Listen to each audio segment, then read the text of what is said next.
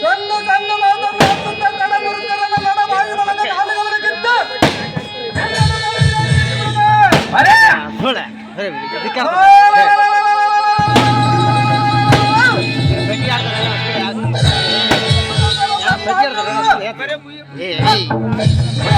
ಭಾಗವಾಗಿ ಮಾಡಿದ್ದ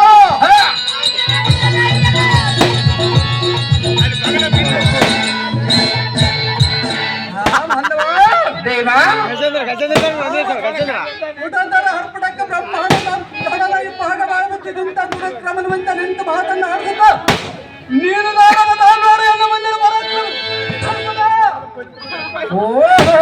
ದೇವ ನಾವುದಾರಂದರೆ ಸತ್ಯ ಧರ್ಮದ ಮೂಲ, ನೀತಿ ನಡತೆಯ ಮೂಲ, ಶಾಂತಿಶೀಲದ ಮೂಲ, ಸ್ವಾರ್ಥ ಭಾವದ ಮೂಲ, ಸರಾಯಿ ಸಾವಿಗೆ ಮೂಲ, ಓಸಿ ಸ್ವೆಟ್ ಸಾಲದ ಮೂಲ, ಪರಸ್ತ್ರೀಯರ ಸಹವಾಸವಂತೂ ಏಡ್ಸ್ ರೋಗಕ್ಕೆ ಮೂಲ, ಈ ಬಯಲಾಟಕ್ಕೆ ಹಾರ್ಮೋನಿಯಂ ಮಾಸ್ಟರೇ ಮೂಲ ಕಾರಣವೆನ್ನುತ್ತಾರ ದೇವ.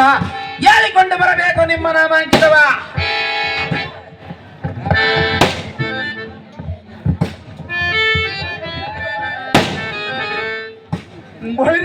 ಸಾರಥಿನ ಹವದಾರಂದ್ರೆ ದೇವ ಚಂಡ ಚಂಡ ಹಂಡಲದವರ ಮಂಡಲಕರ ಮಂಡಲ ಚಂಡಾದ ಎಣ್ಣಕರ ಪುಂಡರಿಕರ ಬರೆಯುವ ಕೋಟಡ ಗಂಡ್ರಸ ಯಗ್ರನಂತ ವಕ್ಕಾರ್ಥ ಮತ್ತ ಭಾಗದಿಂದ ನಾಚಿಕಾಗ್ರದಳ ಕರ್ಪಗೆ ದೈವತ ಕೋರವನ ಕುಕ್ಕಿದ ಹಾದಿ ಜಾಜನ ತಲೆ ಭಾಗದ ಒಳಗ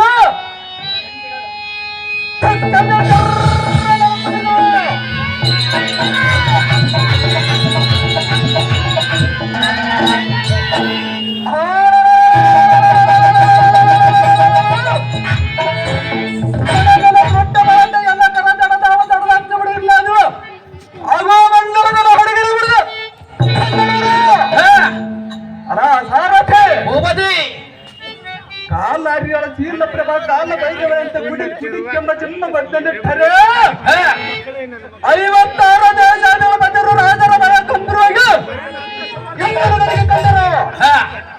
ಅಲ್ಲ ಸಾರಥಿ ಭೂಪತಿ ಇಂಥ ಕಂಡ ಪ್ರತಾಪ ಭೀಕರ ದಂಡದಿಂದ ಮಧ್ಯ ನಗರ ಶಕ್ತಿಯಿಂದ ಭರಿಸುವ ವೀರಾಟ ಮಹಾರಾಜ ಅನುಭವ ಬಲನಂತ ರಾಜಕಾರಣ ಎಣಿಸ ಮಹಾಪ್ರತಾಪ ವೈರಿಗಳ ಭಯಂಕರ ಸ್ವರೂಪ ರೂಪದಲ್ಲಿ ಅತಿ ಸಲಗಿನಿಂದ ರವಿಮಾಕ್ರಂತ ಬ್ರಹ್ಮ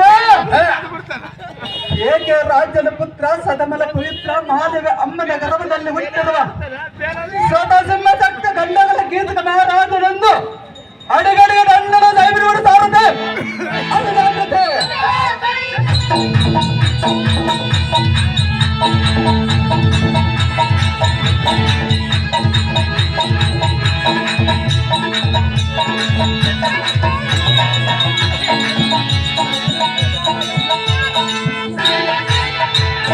ವೀರ ಕೀಚಕ ಮಹಾರಾಜರು ಇವಾದರೆ ಬಂಗಾರದಿಂದ ಕಂಗೊಳಿಸುವ ಈ ಸಭಾ ಮಂದಿರಕ್ಕೆ ಬಂದ ಕಾರಣವೇನು ದೇವ?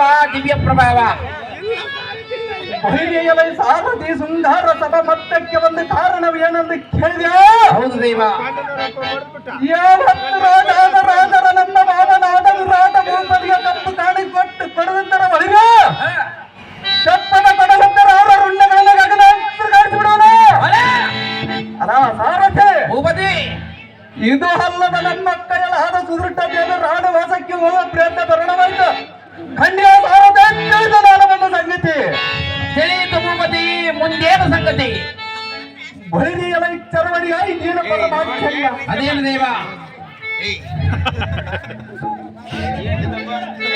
ಸಾರಥಿ ಚೆನ್ನಾಗಿರೋ ದೇವ ಸುದೇಶ್ನ